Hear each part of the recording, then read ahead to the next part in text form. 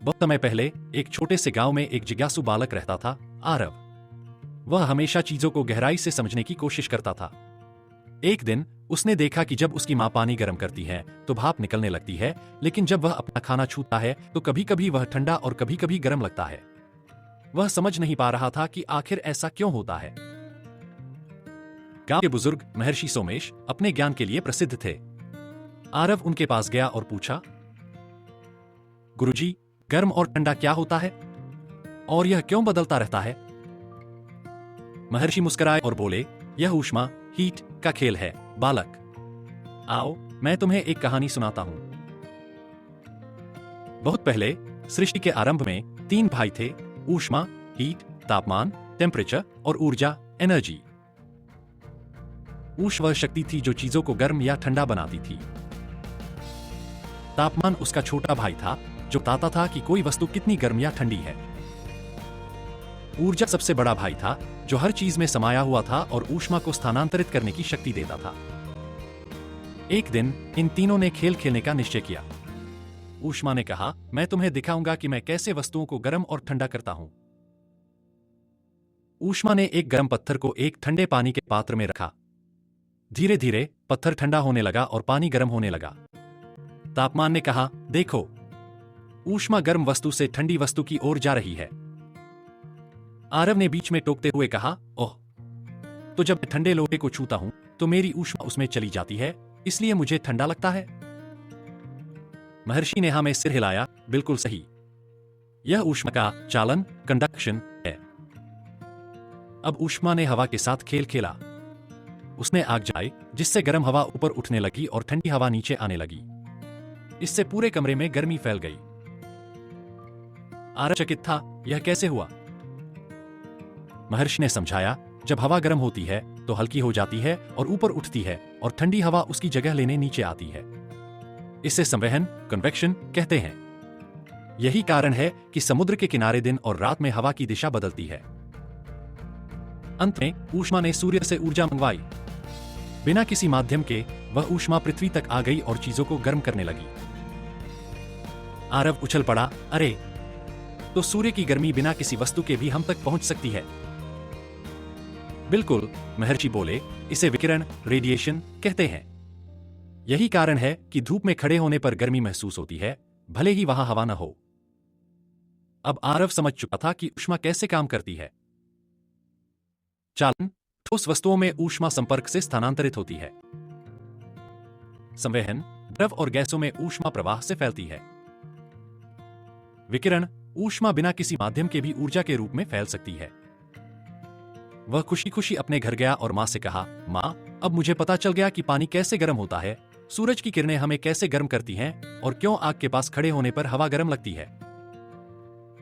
महर्षि सोमेश मुस्कुराए और बोले, याद रखो, ऊष्मा हर जगह है, बस हमें उसे पहचानने की जरूरत है। ऊष्मा, हीट को समझने के लिए हमें इसे ऊर्जा के रूप में देखना होगा।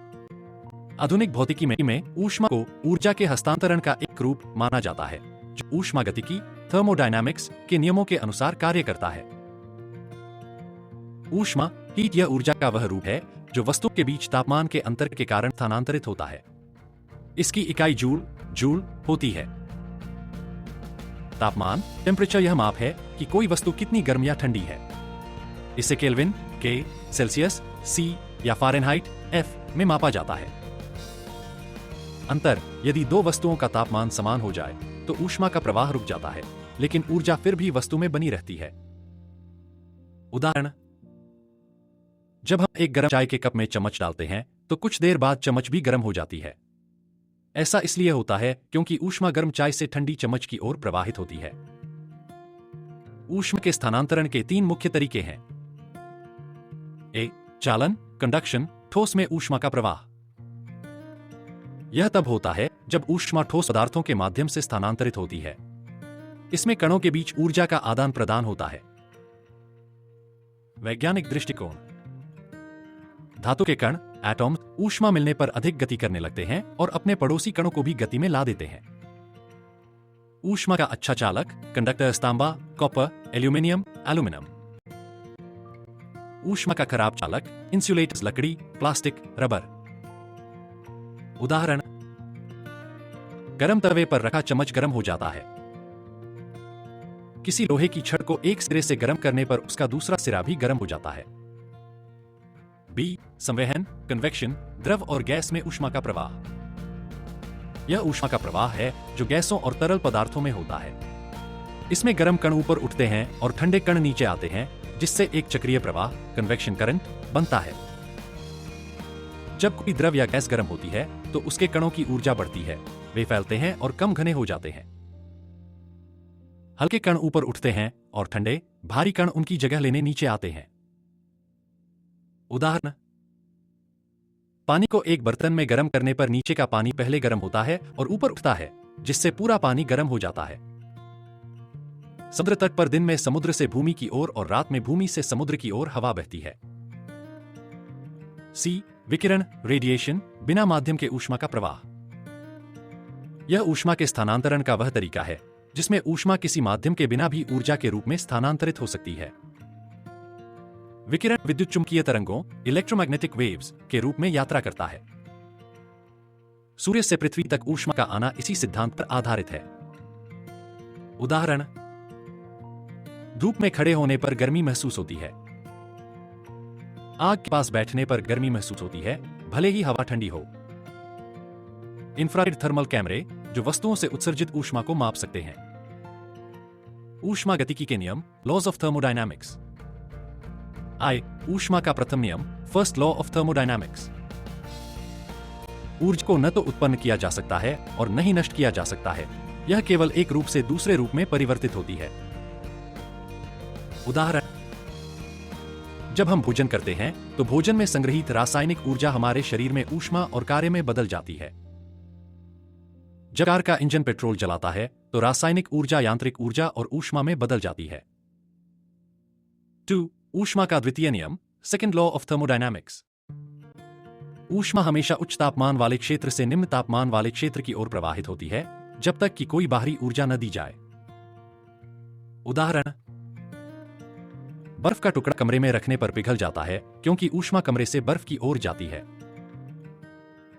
फ्रिज का कंप्रेसर ऊर्जा खर्च करके भीतर की ऊष्मा को बाहर निकालता है, जिससे अंदर ठंडा रहता है। ब्रह्मांड में हर चीज ऊष्मा के संतुलन, थर्मल इक्विलिब्रियम की ओर बढ़ती है।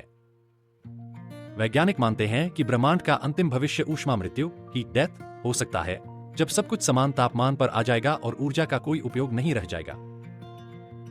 ऊष्मा केवल एक अनुभूति नहीं है, बल्कि यह ब्रह्मांड में ऊर्जा के प्रवाह को नियंत्रित करने वाला महत्वपूर्ण तत्व है। यह हर चीज को प्रभावित करता है, हमारे शरीर से लेकर तारे तक। इसे समझने से हम न केवल दैनिक जीवन की घटनाओं को बेहतर समझ सकते हैं, बल्कि नई तकनीकों और ऊर्जा स्रोतों का नवाचार भी कर सकते हैं। अब जब भी आप गर्म चाय पिएंगे, सूरज की धूप में खड़े होंगे या ठंडी हवा महसूस करेंगे, तो आपको पता होगा कि यह सब ऊष्मा के अद्भुत नियमों के कारण ही हो रहा है। भारतीय परंपरा में ऊष्मा, हीट, केवल एक भौतिक घटना नहीं है, बल्कि यह ऊर्जा, प्राण, सृष्टि के पंचमहाभूतों और आध्यात्मिक सिद्धांतों से जुड़ी हुई है। हमारे प्राचीन ग्रंथों में इसे अग्नि, फायर के रूप में वर्णित किया गया है, जो न केवल भौतिक स्तर पर बल्कि मानसिक, आत्मिक और ब्रह्मांडीय स्तर पर भी कार्य करता है। भारतीय दर्शन में समस्त सृष्टि 5 तत्वों, पंच महाभूत से बनी मानी गई है। पृथ्वी, सॉलिड, स्थूल तत्व। अप, लिक्विड, जल तत्व। तेजस, फायर, ऊष्मा तत्व। वायु, गैस, गति तत्व। आकाश, स्पेस, ऊर्जा तत्व।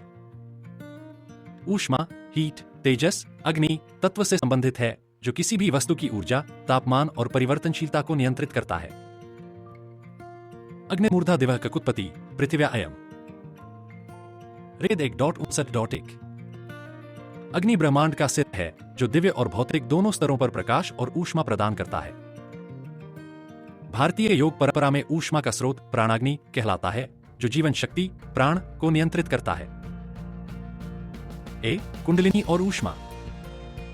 योग में कुंडलिनी शक्ति को एक सुप्त ऊर्जा के रूप में बताया गया है, जो मूलाधार चक्र, रूट चक्र में स्थित होती है। जब इससे जागृत किया जाता है तो यह सुषुम्ना नाड़ी में ऊपर उठती है, जिससे शरीर में ऊष्मा और ऊर्जा का प्रवाह बढ़ता है।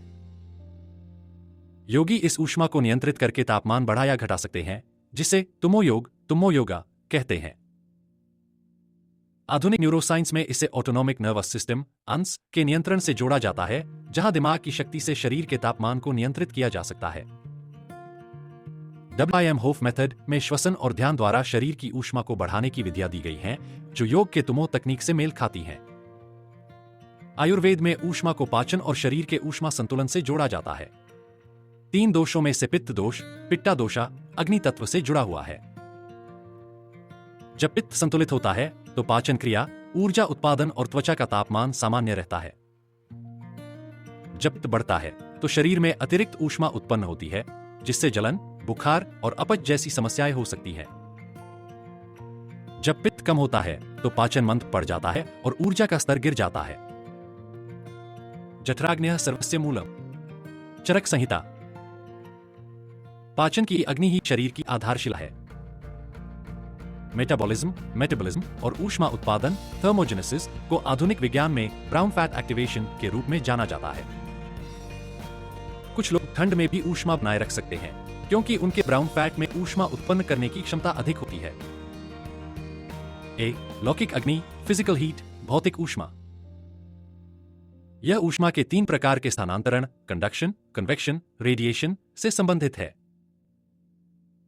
में सूर्य को ब्रह्मांड की प्राथमिक ऊष्मा स्रोत के रूप में वर्णित किया गया है। सूर्यो अग्निर्ज्योतिराः। यजुर्वेद 3.1। सूर्य अग्नि का स्वरूप है, जो प्रकाश और ऊष्मा का दाता है। आधुनिक विज्ञान भी बताता है कि पृथ्वी की ऊष्मा का 90% से अधिक स्रोत सूर्य है। सौर विकिरण, सोलर रेडिएशन का सिद्धांत भी यही दर्शाता है। ऊष्मा का जैविक रूप ऊर्जा चक्र से जुड़ा है। यह भोजन को ऊर्जा में बदलने की प्रक्रिया से संबंधित है। भारतीय परंपरा में इसे अन्न अग्नि कहा गया है, जो शरीर के भीतर ऊर्जा को परिवर्तित करता है। माइटोकॉन्ड्रिया में ATP, एडेनोसाइन ट्राइफॉस्फेट, उत्पादन जैविक ऊष्मा उत्पन्न करता है। मेटाबॉलिज्म और ऊष्मा उत्पादन थर्मोजेनेसिस आयुर्वेद के पाचन अग्नि से मेल खाता है। यह तपस्या, तपस और ध्यान से उत्पन्न होने वाली ऊष्मा से संबंधित है।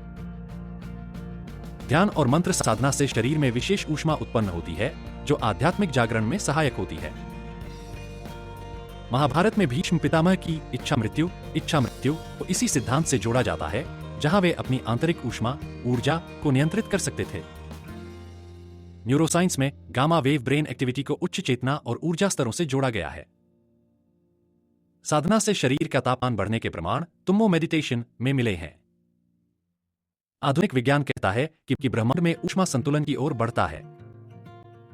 शिव और शक्ति का सिद्धांत भी यही दर्शाता है कि जब ऊर्जा, शक्ति पूर्ण रूप से संतुलित हो जाती है तो स्थिति शिव शून्यता में परिवर्तित हो जाती है।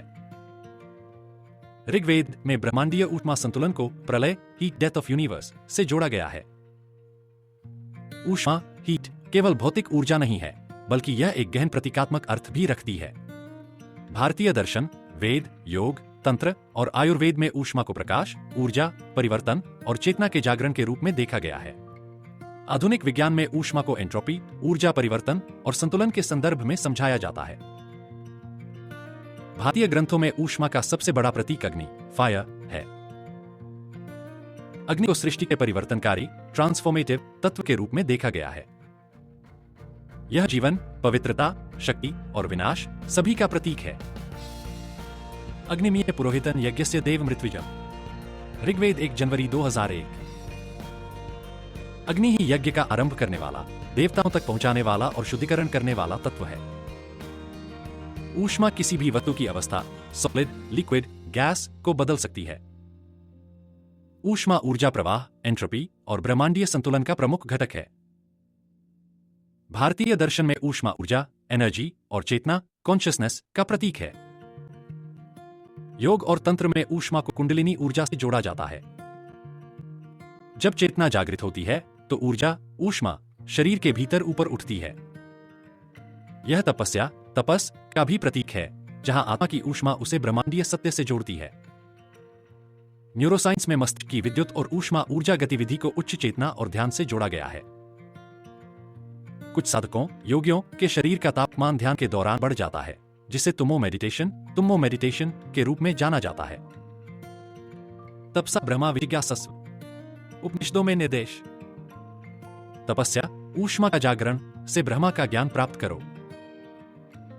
वेदों में यज्ञ, सैक्रिफिशियल फायर, ऊष्मा का सबसे महत्वपूर्ण प्रतीक है। यज्ञ में अग्नि को समर्पित आहुति, ऑफरिंग्स, दी जाती है, जिससे ऊर्जा रूपांतरित होकर ब्रह्मांड में फैलती है। यह भौतिक, मटीरियल, मानसिक, मेंटल और आध्यात्मिक, स्पिरिचुअल स्तरों पर संतुलन स्थापित करता है। यज्ञोवय विष्णु। यजुर्वेद 1.1। यज्ञ स्वयं ब्रह्मांडीय ऊर्जा, ऊष्मा का विस्तार है। ऊष्मा कभी भी नष्ट नहीं होती, बल्कि ऊर्जा के रूप में परिवर्तित होती है। ऊष्मा गतिकी का प्रथम नियम, फर्स्ट लॉ ऑफ थर्मोडायनामिक्स। सूर्य, सन, एक महान ब्रह्मांडीय यज्ञ है, जहां हाइड्रोजन परमाणु मिलकर ऊष्मा और प्रकाश उत्पन्न करते हैं। योग में कुंडलिनी शक्ति को एक सुप्त ऊर्जा के रूप में बताया गया है, जो मूलाधार चक्र में स्थित होती है। जब यह शक्ति ऊष्मा उत्पन्न करके ऊपर उठती है, तो व्यक्ति आध्यात्मिक रूप से जागृत हो जाता है। यह शरीर और चेतना के बीच ऊर्जा प्रवाह, हीट फ्लो को दर्शाता है। ऊर्ध्वं कुंडलिनी शक्तिः सर्वज्ञं ब्रह्म सप्तमम्। योग ग्रंथों में ऊपर उठने वाली कुंडलिनी ही परम ब्रह्मा को प्रकट करती है। ध्यान और योग से तंत्रिका तंत्र, नर्वस सिस्टम में ऊष्मा और ऊर्जा का प्रवाह बढ़ता है।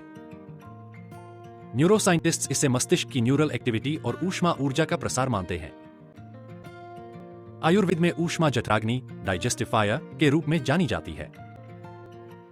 जब जठराग्नि संतुलित होती है, तो भोजन ऊर्जा में बदल जाता है। जब यह कमजोर हो जाती है, तो शरीर सुस्त और बीमार हो जाता है। मेटाबॉलिज्म और ऊष्मा उत्पादन, थर्मोजेनेसिस, एक ही प्रक्रिया है। ब्राउन फैट ऊष्मा उत्पन्न करता है, जिससे शरीर का तापमान नियंत्रित रहता है। आधुनिक विज्ञान में कहा गया है कि ब्रह्मांड धीरे धीरे ऊष्मा संतुलन, हीट डेथ की ओर बढ़ रहा है। भारतीय ग्रंथों में इसे प्रलय, कॉस्मिक डिसोल्यूशन कहा गया है। जब ऊष्मा और ऊर्जा समान रूप से फैल जाएंगी, तो सृजन और विनाश की प्रक्रिया समाप्त हो जाएगी। कालः सर्वं भक्षयति। महाभारत। काल, ऊष्मा और ऊर्जा का प्रवाह ही सब कुछ नष्ट कर देता है। ब्रह्मांड के विस्तार, एक्सपेंशन से ऊर्जा का घनत्व कम हो रहा है। यह अंततः पूर्ण संतुलन की स्थिति में पहुंच सकता है। ऊष्मा के प्रतीकात्मक और वैज्ञानिक पहलुओं को समझकर हम ऊर्जा, चेतना, चिकित्सा और ब्रह्मांडीय संतुलन से जुड़े नए विचार विकसित कर सकते हैं। योग में कहा जाता है कि कुंडलिनी जागरण से ऊष्मा और चेतना का प्रवाह बढ़ता है। आधुनिक विज्ञान में न्यूरल एक्टिविटी और ऊष्मा प्रवाह के बीच संबंध देखा गया है। नवाचार। क्या हम ब्रेन वेव सिंक्रोनाइजेशन और ऊष्मा उत्तेजना, हीट स्टिम्युलेशन के माध्यम से मानसिक जागरूकता को बढ़ा सकते हैं? संभावना। न्यूरोथेरेपी और टेम्परेचर मॉड्यूलेशन तकनीकों को जोड़कर मस्तिष्क की चेतना स्तर को बढ़ाने वाली तकनीक विकसित की जा सकती है। ध्यान और मानसिक प्रदर्शन बढ़ाने के लिए हीट इंड्यूस्ड न्यूरोथेरेपी। मानसिक रोगों, डिप्रेशन, एंजाइटी के उपचार में उपयोग। वेदों में कहा गया है कि सूर्य और अग्नि ब्रह्मांड की अनंत ऊर्जा के स्रोत हैं। वैज्ञानिक रूप से सूर्य से अत्यधिक ऊष्मा और विकिरण आता है। नवाचार। क्या हम ब्रह्मांडीय ऊष्मा, कॉस्मिक हीट और सूर्य ऊर्जा का उपयोग करके एक नया ऊर्जा स्रोत बना सकते हैं? संभावना। ऐसा ऊष्मा संग्रहण प्रणाली, हीट अब्जॉर्प्शन ग्रिड, जो ब्रह्मांडीय विकिरण और ऊष्मा को कैप्चर कर सके। आधुनिक उपयोग। भविष्य के अंतरिक्ष ऊर्जा संयंत्र। सौर ऊर्जा से अधिक प्रभावी ऊष्मा आधारित ऊर्जा स्रोत। वैदिक यज्ञों में कहा गया है कि कुछ औषधीय हवन सामग्री, मेडिसिनल हर्ब्स, जलने पर ऊष्मा और वाष्प उत्पन्न करती हैं, जो वायुमंडल और शरीर के लिए लाभदायक होती हैं। नवाचार। क्या हम यज्ञूष्मा चिकित्सा, हीट बेस्ड हर्बल थेरेपी विकसित कर सकते हैं?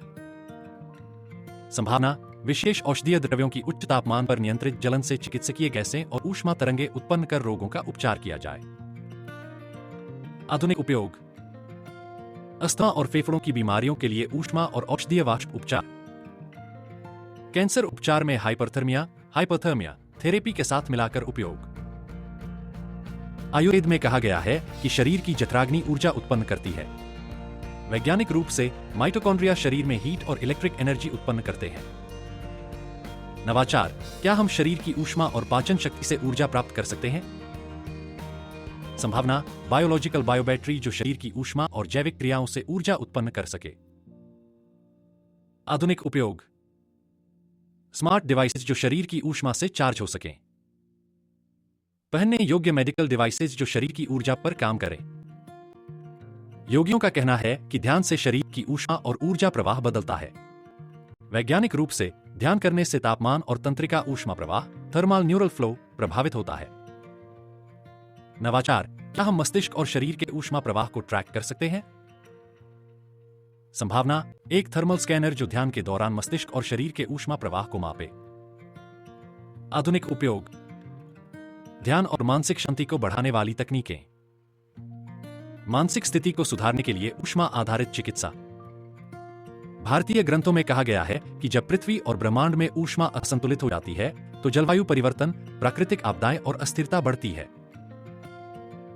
नवाचार, क्या हम ऊष्मा के असंतुलन को रोकने के लिए नई तकनीकें विकसित कर सकते हैं? संभावना, एक ग्लोबल हीट बैलेंस सिस्टम जो पृथ्वी के तापमान को संतुलित करने में मदद करे। आधुनिक उपयोग, जलवायु परिवर्तन के प्रभावों को नियंत्रित करने की नई तकनीकें।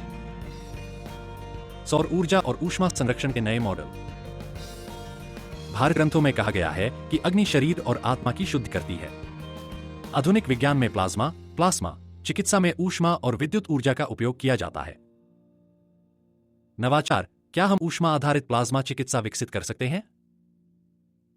संभावना, एक चिकित्सा प्रणाली जो ऊष्मा और प्लाज्मा से त्वचा और आंतरिक ऊतकों को पुनर्जीवित करे। आधुनिक उपयोग, त्वचा और अंगों की पुनर्जीवन चिकित्सा। ऊष्मा प्लाज्मा चिकित्सा द्वारा संक्रमण और घावों का उपचार। ऊष्मा केवल भौतिक नहीं, चेतना का भी रूप है। इसे समझकर हम नए वैज्ञानिक और आध्यात्मिक नवाचार कर सकते हैं।